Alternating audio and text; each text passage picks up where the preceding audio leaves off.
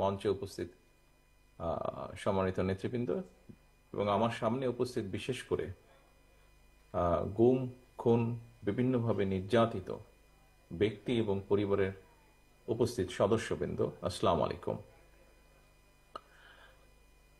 আজকে আমরা এমন কতগুলো মানুষ অথবা এমন কতগুলো মানুষের পরিবারের সদস্যদেরকে নিয়ে একটি অনুষ্ঠান করছি, যাদের ত্যাগ, আত্মত্যাগের কারণ হচ্ছে আমাদের এই আজকের মুক্ত বাংলাদেশ।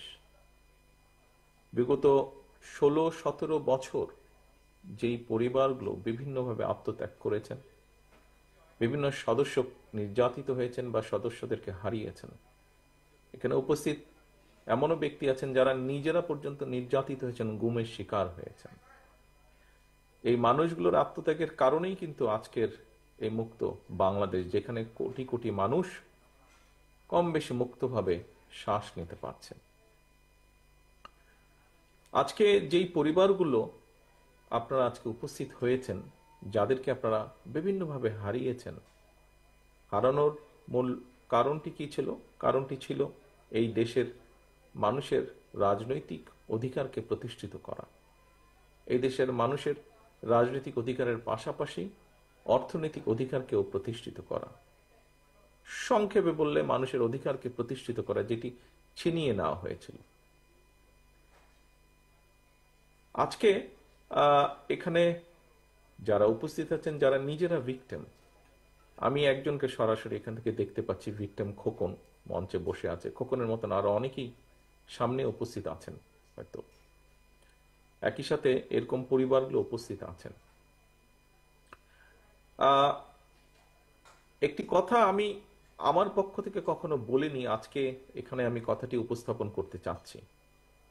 যারা এখানে গুমের শিকার হয়েছিলেন, ব্যক্তি বা পরিবারের সদস্য যারা আছেন, আপনাদের সাথে সবসময় আমি একত্ব প্রকাশ করি, কারণ আমি কিন্তু আপনাদেরই, আমি এবং আমার ভাই, যে ছোট ভাইটিকে আমি হারিয়েছি, আমরা উভয় ভাই কিন্তু আপনাদেরই অংশ, যারা গুম হয়েছেন, গুমের নির্যাতিত হয়েছেন, গুমের শিকার হয়েছেন। কিছুদিন আগে আমি হুম্মম কাদেরের সাথে কথা বলছিলাম, ও এসেছিল আমার সাথে একটি বিষয় আলাপ করার জন্য। আমরা কয়েকদিন আগে দেখেছি যে আয়নাঘর নামক যেই জায়গাটি তৈরি করা হয়েছিল, সেই জায়গাটাতে বর্তমান অন্তর্বর্তীকালীন সরকার প্রধান সহ অন্যরা গিয়েছিল, সেখানে হুম্মাম কাদেরও ছিল। সেখান থেকে আসার পরে হুম্মাম আমাকে কিছু বিষয় বলছিল। তখন হুম্মাম আমাকে বলল যে, ভাইয়া, আপনাকে যেই ঘরে রাখা হয়েছিল, আমাকেও সেই একই ঘরে রাখা হয়েছিল। এখানে অনেকেই আমরা আছি যারা আমরা আয়নাঘর থেকে ঘুরে এসেছি, অনেকেই আমরা আছি যারা আমরা আয়নাঘরে অত্যাচারিত হয়েছি। এখানে অনেকেই আছেন যাদের স্বজনেরা আয়নাঘরে গিয়েছেন, আয়নাঘরে অত্যাচারিত হয়েছেন। কেউ হয়তো ফিরে এসেছেন, কেউ হয়তো ফিরে আসেননি। একজন রাজনৈতিক কর্মী হিসাবে, একটি রাজনৈতিক দলের সদস্য হিসাবে স্বাভাবিকভাবেই আমাদের প্রত্যাশা যে, একটি জনগণের যেই প্রত্যাশা, সেইভাবে রাজনৈতিক দল হিসাবে আমাদেরও প্রত্যাশা যে সামনে একটি সুষ্ঠু নিরপেক্ষ নির্বাচন অনুষ্ঠিত হবে। নিরপেক্ষ নির্বাচনের মাধ্যমে বাংলাদেশের জনগণ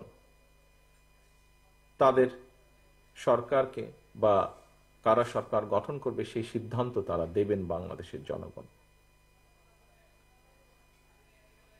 আমি দৃঢ়ভাবে বিশ্বাস করি একজন রাজনৈতিক কর্মী হিসাবে যে আগামী দিন যারা দেশ পরিচালনার দায়িত্বে পাবেন, এই দেশকে নেতৃত্ব দেওয়ার দায়িত্ব যে রাজনৈতিক দলই পাক না কেন, তাদের বিভিন্ন কর্মসূচির মধ্যে অবশ্যই একটি কর্মসূচি থাকতে হবে, এবং সেটি হলো যে মানুষগুলো এই দেশের মানুষের অধিকার প্রতিষ্ঠার জন্য নির্যাতিত হয়েছে, যে পরিবারগুলো তাদের সদস্যদেরকে হারিয়েছে অথবা নির্যাতিত হয়েছে, যে পরিবারের সদস্যরা, তাদের উপরে যে অন্যায় করা হয়েছে, আগামী দিনের যে নির্বাচিত সরকার থাকবে, জনগণের সরকার থাকবে, তাদেরকে অবশ্যই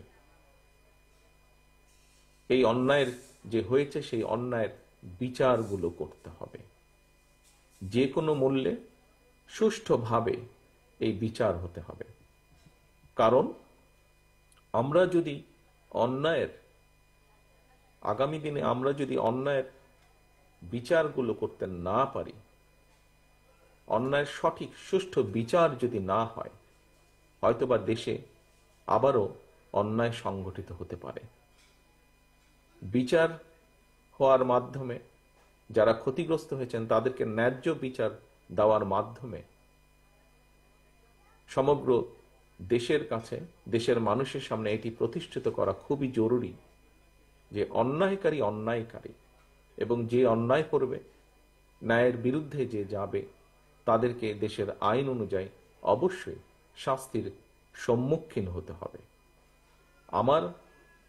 আমাদের দলের অবস্থান থেকে আমরা পরিষ্কারভাবে এটি বলতে পারি যে বিএনপি বাংলাদেশ জাতীয়তাবাদী দল, তাকে যদি বাংলাদেশের মানুষ আগামী দিনে সুযোগ দেয় দেশ পরিচালনার, তাহলে অবশ্যই বিএনপির যেরকম রাজনৈতিক কর্মসূচিগুলো আছে সেই কর্মসূচিগুলোর পাশাপাশি অবশ্যই আমাদের সর্বোচ্চ চেষ্টা থাকবে যে বিগত স্বৈরাচার বিরোধী আন্দোলনে যারা ক্ষতিগ্রস্ত হয়েছেন, বিভিন্নভাবে নির্যাতিত হয়েছেন, একই সাথে জুলাই আগস্ট মাসে যারা ক্ষতিগ্রস্ত হয়েছেন, নির্যাতিত হয়েছেন, যারা শহীদ হয়েছেন, সেই বিভিন্নভাবে যাদেরকে হত্যা করা হয়েছে সেই হত্যাগুলোরও বিচার অবশ্যই ইনশাআল্লাহ আমরা করব।